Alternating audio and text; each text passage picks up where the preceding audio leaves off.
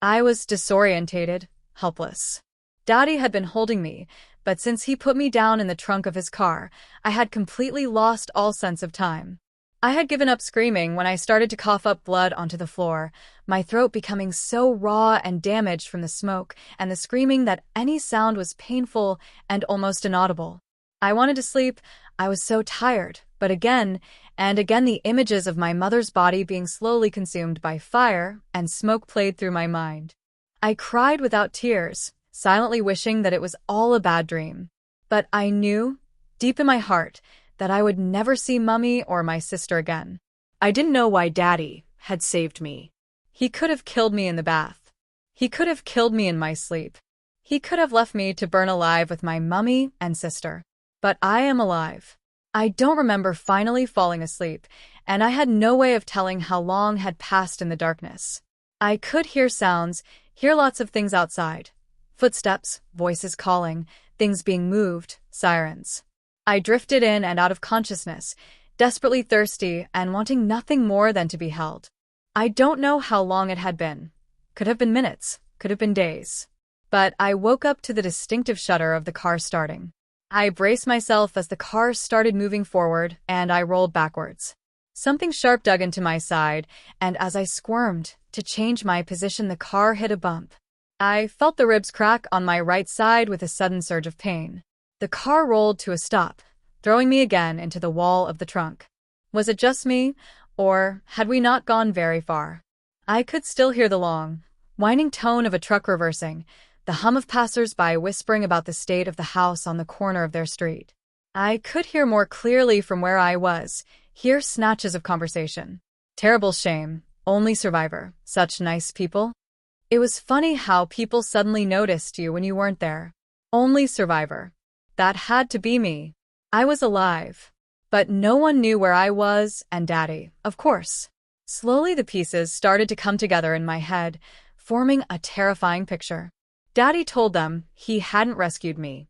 If I was dead, no one would be looking for me.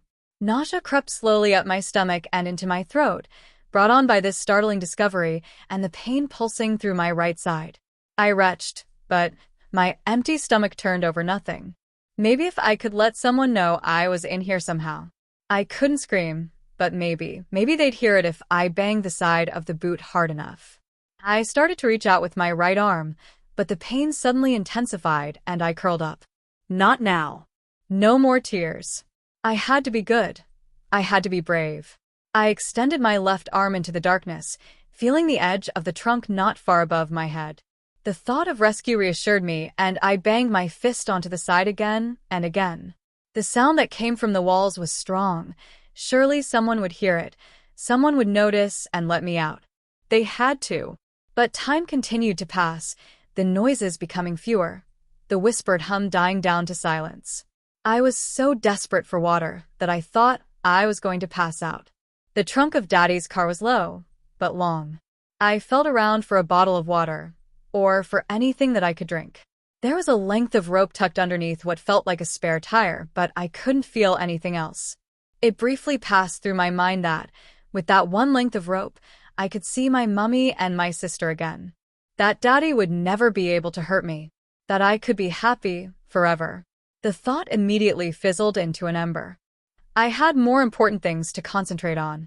What had dug into my sides so persistently before? What was so that hard, sharp, cold, seemingly immovable object pressing against me? I reached over, ran my finger along its length. I pulled it this way and that, trying to make it move. Maybe it was a part of the car. I ran my fingers along it until I reached the door of the trunk. It wasn't going to help me either way. I slid my hand slowly along the side. There was an indent in the door, small and rectangular. Inside was a flat plastic handle. Of course, an emergency handle.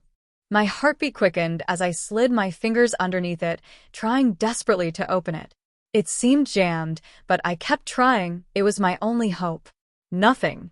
I pulled, but it would not relent. I broke into a hopeless sob, collapsing onto my back.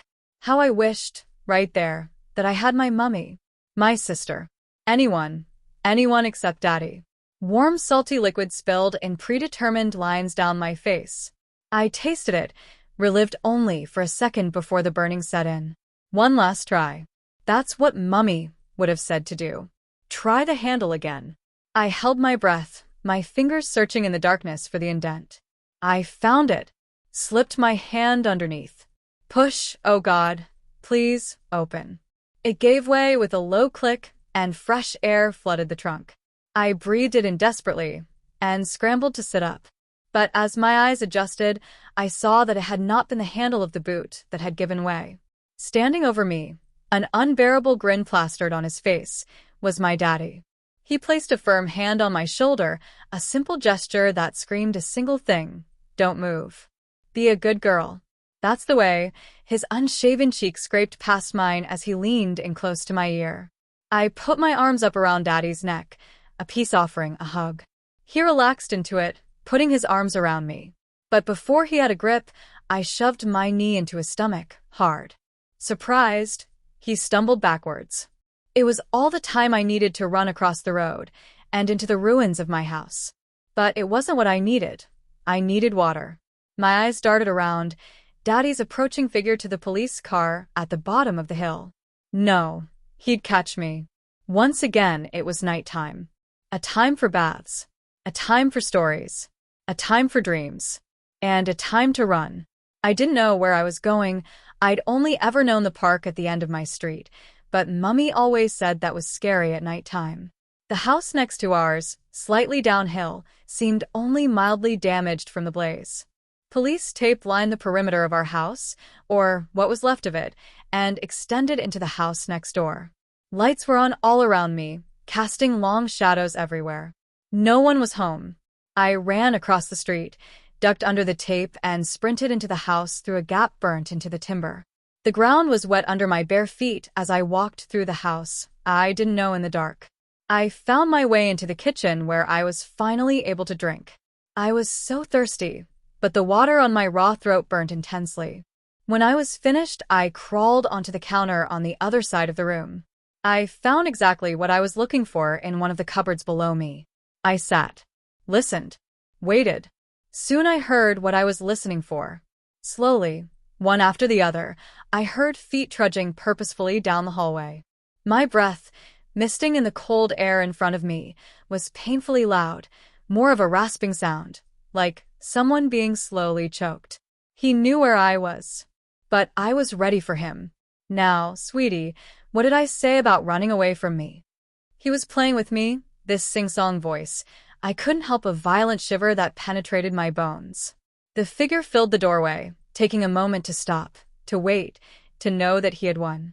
One step. Another. One more. Closer. Daddy, my eyes said. Another step. One more step, and he would be able to end me. A quick snap of the neck, a firm hand on my throat. One more step. I listened to every sound his shoe made on the tile floor, each dislocated syllable. Every rustle that the fabric of his clothes made against itself. That breath he drew in, so prepared, so practiced. That raw second it took for him to advance on me was all I needed to plunge the knife I had been holding deep into his stomach. I drew it out, stabbed again and again, blindly.